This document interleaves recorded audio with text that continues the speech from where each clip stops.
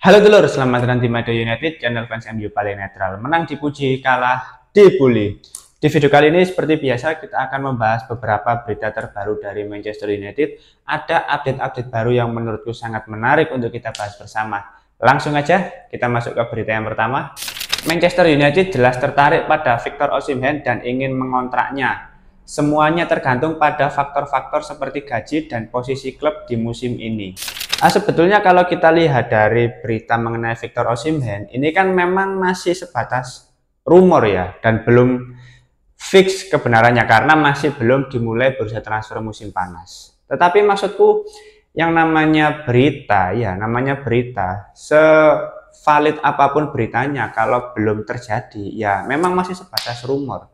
Dan maksudku kalau misalkan berita-berita seperti masih rumor, ya kita sebagai fans kan hanya bisa berspekulasi ya. Tapi memang terkadang itu ada orang-orang yang bikin aku sendiri lucu ya. Kayak ya so asik aja orang-orang yang oh ini bukan berita yang valid, ini bukan berita yang benar, ini salah ya. Yang Anda katakan itu sebatas fantasi ya. Soalnya ada yang komen kayak gitu loh. Tapi maksudku ya namanya rumor ya. Kamu mau ngapain, Jo? Kita sebagai fans kan menikmati klub idola kita dengan berbagai bumbu yang ada dan berusaha untuk berspekulasi gitu loh. Tentunya dengan cara yang positif, itu yang ingin aku tekankan. Kita diskusi-diskusi yang sifatnya positif. Kalau sebagai fans langsung ngejudge, menghakimi orang lain, ya ngapain, Jo? Norak, ngerti? Tambah tak guyu kan kayak ngono itu. Ini salah, yang Anda katakan fantasi. Alah kakek cangkem. Gak seneng kau sih delok bangsat. Oke, kita kembali ke Victor Osimhen ya. Kalau kita bicara soal kemungkinannya dia pindah ke Manchester United, ini kan faktor utama itu dari gaji yang akan diperoleh dan kondisi klub saat ini. Itu yang mengacu dari berita tadi. Nah, ini yang menarik itu kalau kita lihat update terbaru kemarin ini ya, Victor Osimhen itu mau saja datang ke Manchester United asalkan dia memperoleh gaji yang sama ketika berada di Napoli. Jadi dia menginginkan gaji tidak kurang dari 10 juta pound sterling per tahunnya. Ya. Kalau kita lihat 10 juta pound sterling per tahun berarti kan kalau per bulannya itu sekitar 800.000 pound sterling. Nah, jadi per minggunya dia mendapatkan sekitar 200 ribuan. Tapi itu kalau kita mengacu dari update terbaru kemarin ya. Nah, tapi ketika aku cross check dari sebuah website yang menunjukkan gaji para pemain ya di Kapologi itu ya. Gaji Victor Osimhen per pekannya itu hanya 98.000 euro. Dan per tahunnya dia mendapatkan sekitar 5.100.000 euro. Nah, ini apa ya? Ada perbedaan nominal ya antara gaji Victor Osimhen yang di Kapologi itu dengan rumor-rumor yang beredar. Bahkan di Napoli itu gaji tertinggi itu dimiliki oleh Romelu Lukaku sekitar 147.000 per pekan. Ini antara kubu dari Victor Osimhen yang ingin memperoleh gaji lebih tinggi dengan menggoreng beberapa isu atau gimana ya? Memang yang sering jadi masalah antara Victor Osimhen ini kan apa ya? Dia menuntut gaji yang tinggi memang dari dulu. Entah dari Kapologinya yang kurang update atau memang Victor Osimhen-nya yang memang tinggi gajinya gitu loh. Ya mungkin bisa dikoreksi teman-teman lah kalau salah. Tapi menurutku yang lebih urgent lagi adalah kemampuan dari sisi finansial Manchester United untuk mendatangkan pemain ini. Karena klausul pelepasannya mungkin berada di angka 65-an lah. Karena kontraknya juga tersisa 1 tahun ya kalau nggak salah bersama Napoli. Dan Victor Osimhen pun tidak keberatan kalau dia bersedia. Dan Victor Osimhen pun tidak keberatan untuk pindah ke Manchester United selama dia bisa menerima syarat perihal gaji dan juga klausul pelepasan bersama Napoli. Terus yang terakhir kondisi klub di akhir musim nanti seperti apa, secara klasemen finish di peringkat berapa, terus kemungkinan untuk mengikuti kompetisi Eropa, memenangkan piala domestik, itu nanti akan menjadi pertimbangan-pertimbangan tersendiri. Apakah Victor Osimhen tetap bersedia untuk datang ke Manchester United atau enggak? Karena semua itu nanti akan berpengaruh, teman-teman. Manchester United nanti menang di FA Cup atau enggak, terus bisa menjuarai Europa League atau enggak, itu nanti akan berpengaruh. Meskipun peluangnya ada, tapi nggak besar ya, karena tetap sulit gitu loh. Dengan skuad yang tersedia saat ini dan beberapa pemain inti yang cedera sampai akhir musim, itu menurutku sangat sulit gitu loh. Tapi mau bagaimanapun peluangnya tetap ada. Nah, tinggal bagaimana cara pemain yang tersedia saat ini itu mau ngoyoh enggak sampai akhir musim, mau berjuang sampai titik darah penghabisan atau enggak sampai akhir musim. Itu nanti yang akan menentukan Manchester United bisa finish di peringkat berapa di Premier League dan memenangkan kompetisi FA Cup atau Europa League. Tapi kalau aku pribadi ya, tetap mau bagaimanapun Victor Osimhen ini bisa menjadi solusi yang sangat solutif, terutama di lini serang Manchester United ya. Meskipun kemarin juga ada beberapa rumor kalau Napoli tertarik melakukan swap deal dengan Rasmus Højlund, tapi pihak Manchester United menambah jumlah biaya sebesar 33 juta pound sterling. Jadi tukar tambah gitu, tukar tambah dengan Victor Osimhen. Ya nggak apa-apa juga gitu loh. Kalaupun jadi ya nggak masalah. Yang penting harus mendatangkan striker baru yang berpengalaman, yang sudah matang gitu loh. Kalaupun nggak jadi Victor Osimhen nggak masalah. Mungkin ada opsi lain seperti Victor Gyökeres gitu. Nggak apa-apa. Jonathan David yang statusnya free agent gitu. Nggak apa-apa. Justru lebih bagus gitu loh. Yang gratis didatangkan tapi tetap membeli striker baru yang sudah matang. Jadi lebih banyak opsi gitu loh di lini serang. Karena apa ya, kalaupun manajemen berhasil mendatangkan Victor Osimhen, ini kan nanti di bulan Desember itu juga akan menjadi PR lagi gitu. Karena ada kompetisi di Afrika, otomatis pemain-pemain seperti Victor Osimhen, Andre Onana pasti kan akan absen kurang lebih sekitar 1 bulanan. Nah, absennya pemain-pemain ini tentu akan menjadi PR tersendiri bagi Manchester United. Maka dari itu, selama ada peluang untuk mendatangkan pemain baru di lini serang, ya itu nggak masalah. Justru lebih bagus, akan lebih banyak opsi. Nah, Ruben Amorim tentu akan lebih variatif lagi dalam membangun skemanya. Oke, kita masuk ke berita berikutnya. Manchester United tertarik untuk merekrut Ademola Lookman musim panas mendatang. Atalanta menginginkan sekitar 50 juta pound sterling, tetapi bersedia untuk melakukan negosiasi. Menarik ini teman-teman. Kalau kita melihat Ademola Lookman ini memang secara performa, wah keren sih bersama Atalanta ini.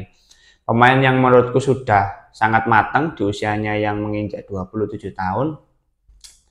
Secara attacking, taktikal, dan teknik bagus sekali Lookman ini.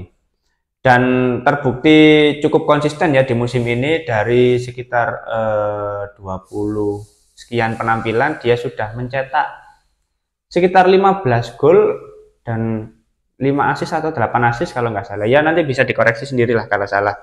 Maksudku dia di setiap pertandingan itu konsisten memberikan kontribusi, entah itu gol entah assist. Nah, dan dia bisa bermain di beberapa posisi ya, sebagai striker bisa atau sebagai attacking midfielder maupun penyerang nomor 10 itu bisa. Dan ini secara kualitas tentu nggak perlu diragukan lagi.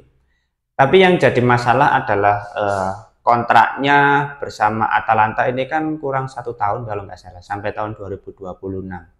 Nah, untuk pemain yang kontraknya kurang dari 1 tahun dan dihargai 50 juta pound sterling, menurutku masih terlalu mahal gitu loh. Sama kayak negosiasi antara Manchester United dengan Chelsea untuk mendatangkan Mason Mount. Kontraknya tinggal 1 tahun, dibeli dengan harga sekitar 60 juta pound sterling. Ya nggak masuk akal. Itu pun nggak pernah main gitu loh.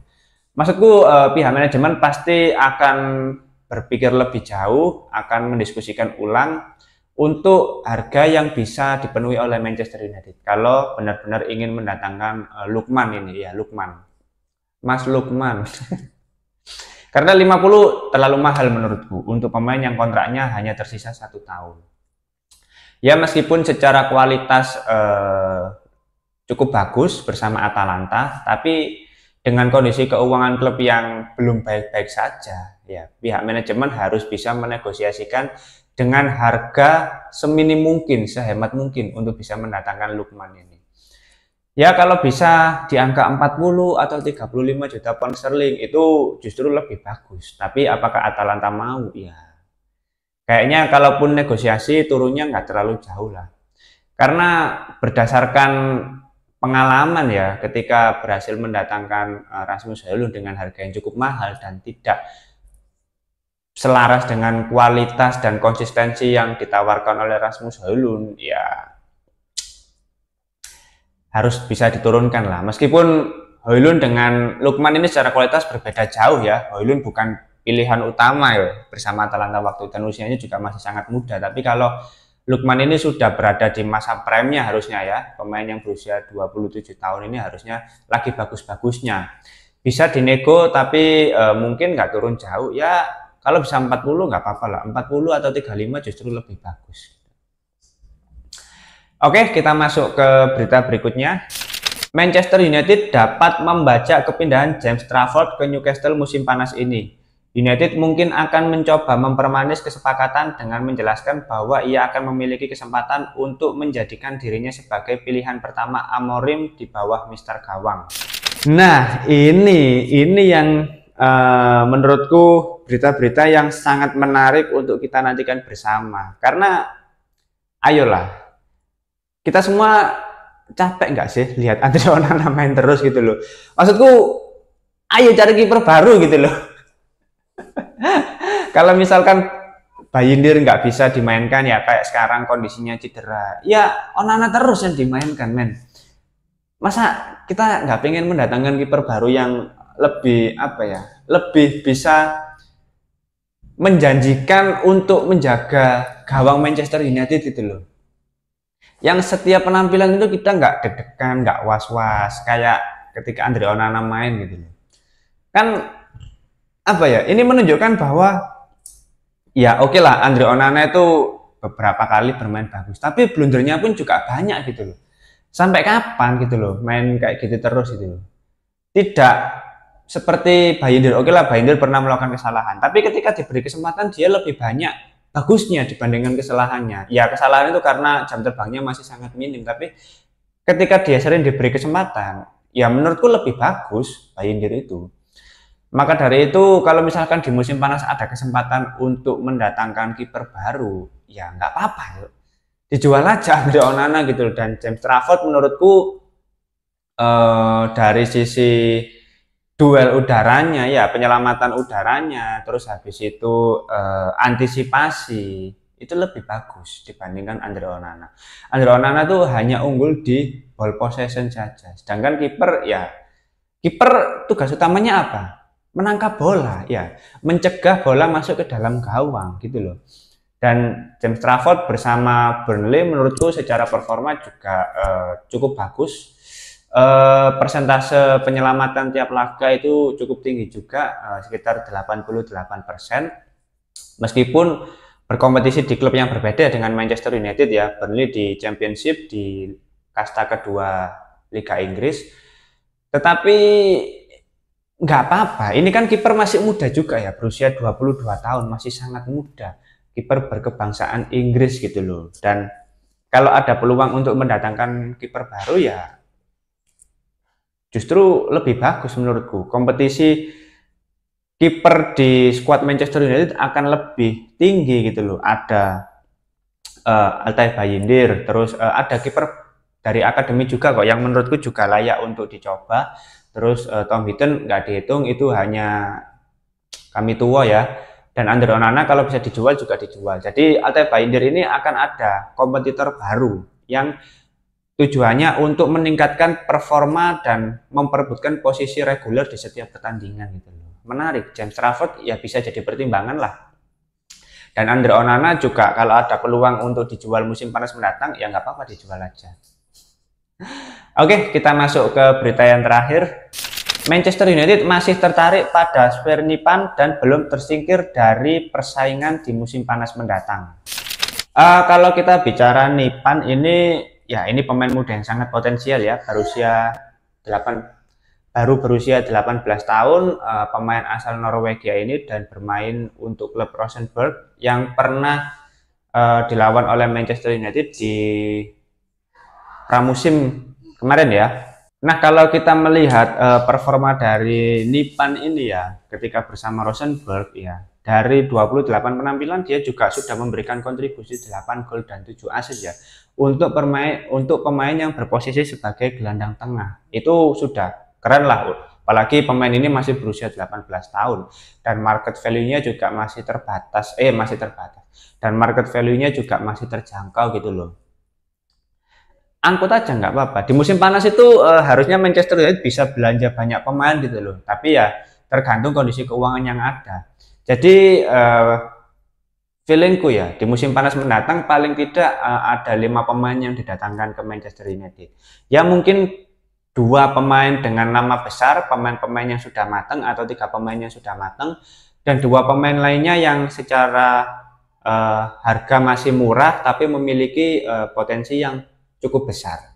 Jadi 2 ini yang nanti akan membeli pemain-pemain muda yang potensial. Jadi mungkin ada 5 pemain ya, 3 pemain yang udah matang dan 2 pemain yang masih muda tapi cukup potensial.